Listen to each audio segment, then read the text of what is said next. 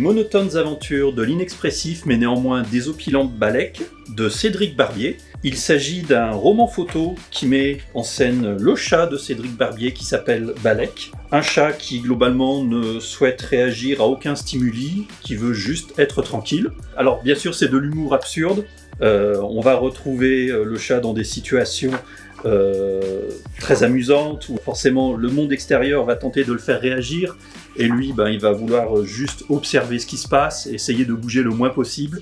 Cédric Barbier c'est un auteur auto-édité et c'est la meilleure vente de la librairie depuis son ouverture. Il a reversé tous les bénéfices de son ouvrage à la SPA des Vosges. C'est un livre qui plaît à tout le monde, enfants comme parents, et qui plaît bien sûr aux amoureux des chats qui sont très nombreux.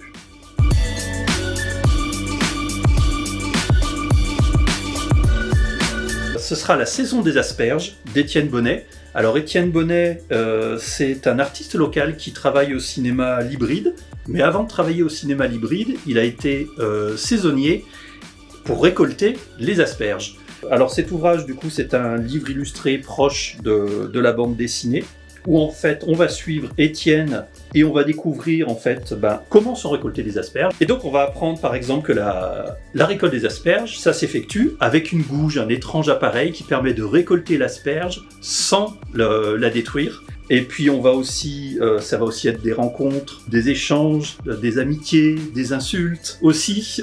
Il y a une galerie de personnages uniques, notamment un des saisonniers où on va se rendre compte que les autres cherche absolument en fait à ne pas être dans la même ligne que lui parce qu'il est trop bavard, il parle tout le temps et en fait ça les déconcentre. Vraiment une œuvre curieuse et locale qui ne pouvait exister qu'en auto-édition.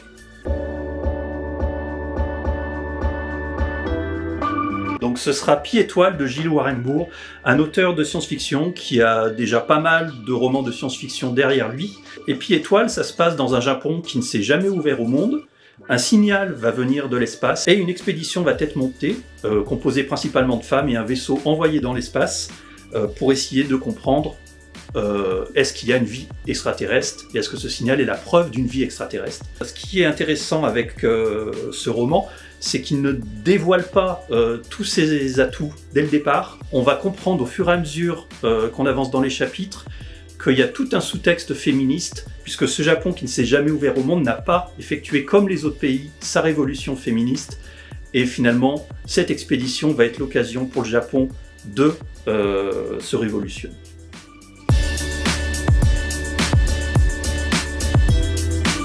Third de Mavado Charon, un livre vraiment à ne pas mettre entre toutes les mains. Les quelques personnes qui oseront le lire ne seront pas déçues du voyage. C'est une BD totalement muette de presque 400 pages qui raconte graphiquement de manière très violente le destin de 3 personnages qu'on va suivre dès le début, qui vont être torturés, qui vont participer à des espèces d'orgies telles qu'on n'en a vraiment jamais vu. Moi j'ai jamais lu quelque chose comme ça. L'auteur en fait utilise de manière très futée les principes de la bande dessinée pour par exemple sur des doubles pages obliger l'œil du lecteur à chercher ces personnages et à voir des choses qu'on ne voudrait absolument pas voir.